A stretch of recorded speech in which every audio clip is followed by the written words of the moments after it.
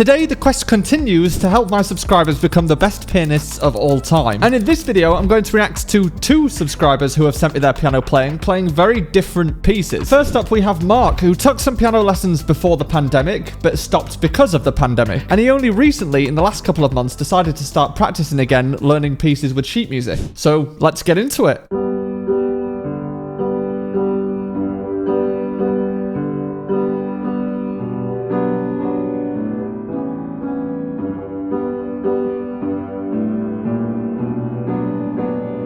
Nice. So yeah, he plays very nicely. This piece is called Je te laisserai des mots. I probably butchered the pronunciation of that, but I did just spend 5 minutes trying to pronounce that correctly. Silent S to mo. To mots. Silent T. Je te laisserai des mots. Je te laisserai des mots. And that main theme is kind of based around 3 chords, which is G major, then B minor, A major, and then back to G major. Now, one thing I am noticing is Mark is sometimes pedaling so that it sounds muddy and like the notes are all blending together, and sometimes he's getting notes that aren't pedaled at all. The general rule for when to use the sustain pedal, so the right hand pedal on the piano, is when you change the chords. And because this piece is using 3 chords, G major, B minor, and A major, you should try and change the pedal each time you change those chords. But it isn't quite as easy or as simple as that, because there are 2 different types of pedaling. There is direct pedaling and there is indirect pedaling. Direct pedaling is where you put your foot down at exactly the same time as your hand is going down. So at the very start of the piece, when you first play the notes, your foot goes down at the same time in order to sustain the notes. But then after that, you have to use indirect pedaling in order to join the notes up, but also so that the chords don't overlap. So when he moves from this chord to this chord, if you keep the pedal held, you kind of get 2 chords blended together, and it starts to sound quite muddy. But if you also lift the pedal up and put it down at the same time as your hands, then you get a gap between the 2 chords. So that's why we need to indirect pedal, and that means that we play the chord and we don't lift the pedal up until we play the next chord, and then we lift up at the same time that our hands go down. So lift up and put straight back down again. That way you can join one chord to the next, but you also don't get the chords overlapping, because as soon as you lift that pedal up, when you play the next chord, you are clearing the previous chord. And a good way to practice this is to just play consecutive notes on the piano with 1 finger and see if you can join up the notes with the pedal.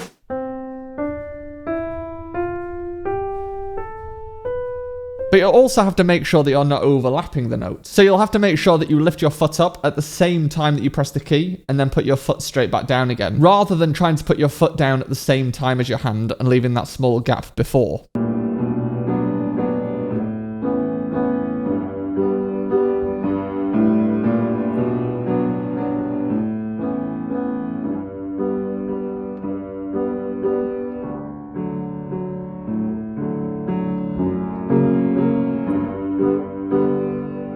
Now, interestingly, Mark is not including the melody here, and I think the melody does inform kind of how you play this song. Because there are mainly 3 chords, you've got G major, B minor, and A major. The B minor sounds kind of sad, but the major chords sound kind of more longing, or they have more of a positive quality of sound to them. So all of this sounds kind of warm and like it's sinking because the melody is sinking. But then the melody jumps up, and usually with a song like this, I would probably follow the contour of the melody. So if it rises in pitch, then lift the dynamics with it. So get louder as it goes up and get quieter as it comes down. So this is how I think the melody kind of informs this section, as well as the quality of the chord. So is the chord major, is the chord minor, and whereabouts is it on the piano? Is it lifting up to the minor chord and then sinking down? Or is it sinking to the minor chord and lifting up? Those kind of things will help you shape this piece of music in a way that feels more like a story. And because this piece of music is called Je te laisserai des mots. Je te laisserai des mots. And because this piece is called Je te laisserai des mots, meaning I will leave you notes. Which means I will leave you notes. It's obviously a piece that is broadly about love and longing, and it's kind of got a romantic quality to it. Another thing in the music that makes it feel like that is the fact that it's in 3/4, so there's 3 beats in a bar, and you're getting this kind of cha-cha sound, which is often used in a waltz, and a waltz is a type of partner dance. So every time we hear this kind of waltzy feel to the music, in any different type of piece that you listen to, we kind of associate that with couples and couples dancing together.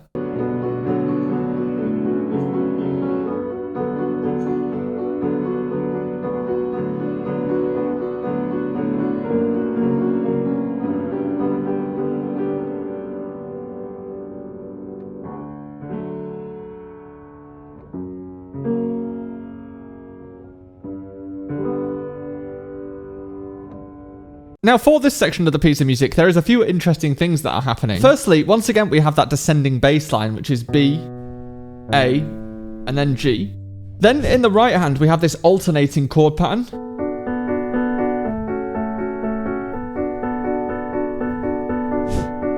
And the most interesting notes out of this alternating chord pattern to me is the bottom two notes, because those are the ones that are moving and creating a kind of melodic line. So you get something like this.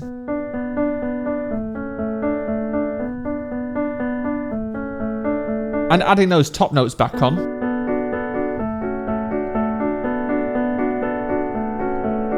With the bass line.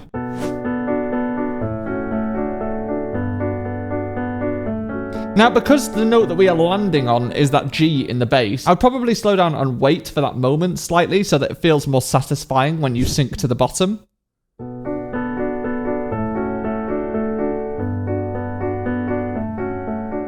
And if I add that waltz feeling back into the left hand.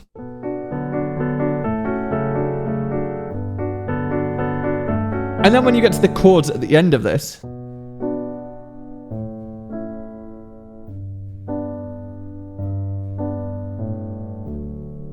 it feels much more calm and like things have settled and you're not going anywhere anymore.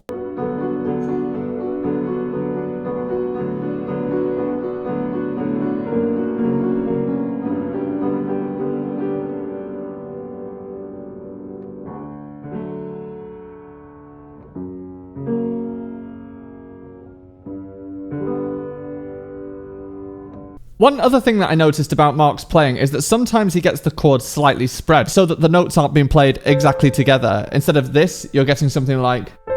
Which I think is nice sometimes as a stylistic choice to spread the chords. But if it's something that you do unintentionally and you don't have complete control of your fingers, then it's something that you can practice. And a good exercise to practice that is to play two notes with your middle finger and little finger, and then a lower note, and then two notes with your index finger and fourth finger, and then a lower note.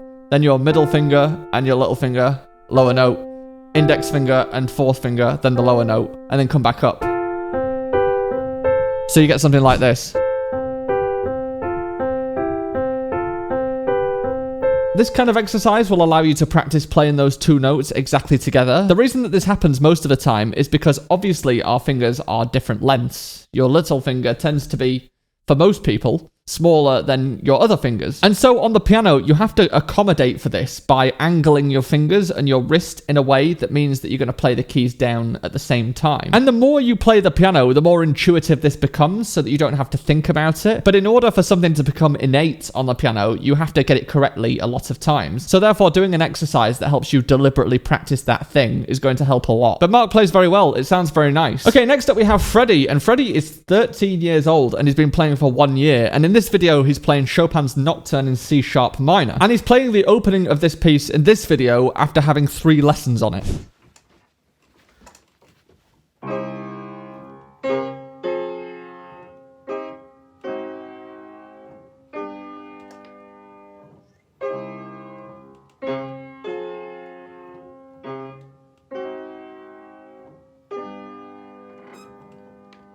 Nice. So there is a couple of things I would say about the introduction of this piece. And the first thing I would actually say is about the fingers, and that is for a very specific reason. Now, normally when you play the piano, there are a certain set of fingers that are the most common fingers to use for any given piece. And the reason for that is because depending on what piece you're playing, some of the notes you're going to want to join up, and some of the notes you're going to want to play detached. And for the notes that you want to join up, you need to make sure you've got enough fingers available to be able to join those notes. And for this particular piece, you have the very first chord on its own like this. But then for the next 2 chords, there is no rest between these chords, and therefore you want to try and join these chords up.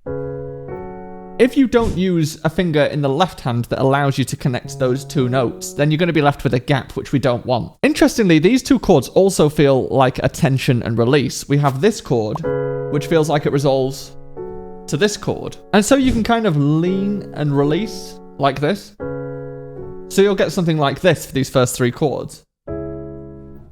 And then we have the next three chords, which are also supposed to be connected.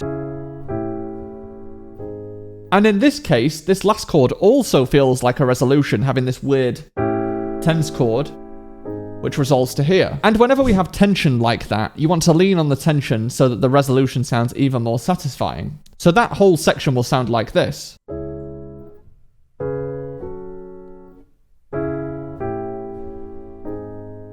And then it repeats.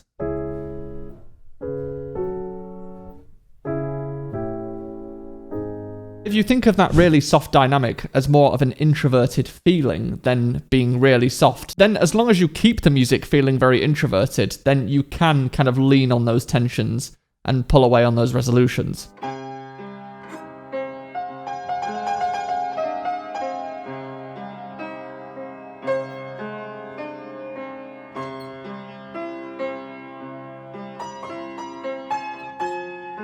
Nice, so very interesting. So this is obviously the bit that everyone's waiting for throughout that entire introduction. The dynamic here hasn't actually changed, so it's kind of important to keep the music still feeling quite introverted, especially because your hands are so far apart. You've got this single line melody at the top, which is just on its own.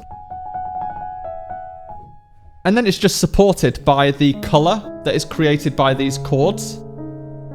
Now this section is just a C sharp minor chord really. This shape kind of makes a C sharp minor chord. And then you get a slight bit of tension for that second chord before going back to C sharp minor. But more interestingly to me, in the next bar you get C sharp major, which is really unusual. And there has never been a moment in a piece that more demonstrates the difference in feeling between major and minor than this section. When you hear this minor sound, it sounds kind of sad, dark, isolated, but then you get this major moment where it feels like the sun is coming through the clouds. And because of that, we can sort of brighten up the music slightly by opening out the dynamics and making it feel slightly more extroverted. And actually, similar to Je te laisserai des mots. Je te laisserai des mots. And actually, similar to Je te laisserai des mots, we can follow the contour of the melody. So if the melody is coming down, we can come down with it in terms of volume and dynamic. And if it's going up, we can go up with it. And for these first two bars, it kind of goes from here to here. But for that major section, it jumps all the way up to here. So it really feels like the music brightens up.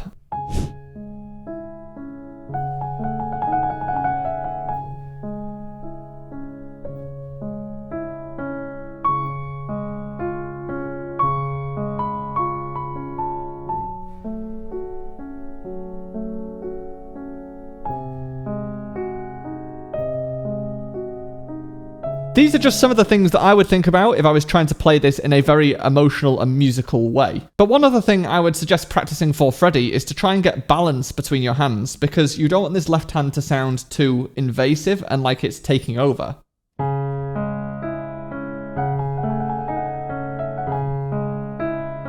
You want that to be really out the way and just creating the colour that's bubbling underneath this melody. And a good way of testing and practicing balance between your hands is to play a C major chord in both hands, like this, and then try and get each of the notes in this chord to be the loudest. So start with the top of your right hand, and then the middle note in your right hand, and then the bottom note of your right hand, and then the top note of your left hand, then the middle note of your left hand, and then the bottom note of your left hand.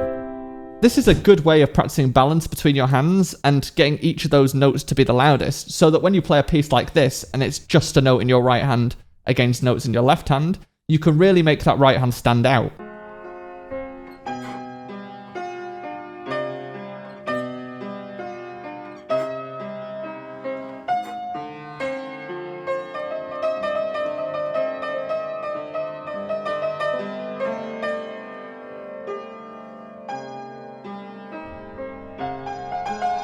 Yeah, so trills are not an easy thing to play. A good way of practicing trills, especially in the context of a piece, is to measure them out, rather than just trying to get your hand to go at a fast speed when you've got something in the left hand that's going at a very regular speed. I would start off by playing 2 notes in your right hand for every 1 note in your left hand, like this.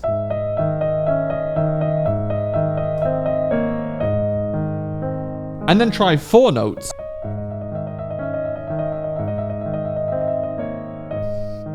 Once you get so comfortable with playing that, which is actually near enough the speed that you need to be able to play the trill, and you are at the point where you really don't have to think about that right hand, then you can start trying to just push that speed a little bit more so that it's less dependent on the rhythm of the left hand. But in order to get good at trills, you need to be able to play the notes backwards and forwards while your hand stays relaxed. And the best way to do that is to be able to do it consistently at the same speed and then nudge that speed up. And measuring out your trills so that you're playing an exact amount of notes per left hand note is a good way of making sure that you're playing at the same speed every time and that you can stay relaxed. This piece, similar to Je te laisserai des mots. Je te laisserai des mots. Je te laisserai des mots. The name of that is going to haunt me. But similar to that piece, in this piece, you also have bass notes which are very clearly defined underneath the chord. And for this section, you get this B sharp, which feels like it resolves to the C sharp. Like that. Before it then carries on to the A, and then the G sharp, which also feels like it resolves when we get back to basically the start. So once again, leaning on those tensions and resolving on the resolutions is going to really help the narrative of the piece of music. And that is the same after this trill when we get this G sharp, which feels like it resolves to the C sharp when we start the phrase again.